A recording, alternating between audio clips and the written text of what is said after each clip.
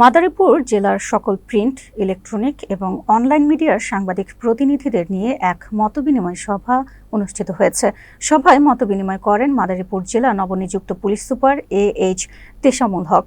আলোচনায় দেশের সুনামধন্য পত্রিকার সাংবাদিক, টিভি সাংবাদিক, বাংলাদেশ বেতার সহ ইলেকট্রনিক মিডিয়া, জেলা উপজেলা পর্যায়ের সাংবাদিকরা উপস্থিত ছিলেন।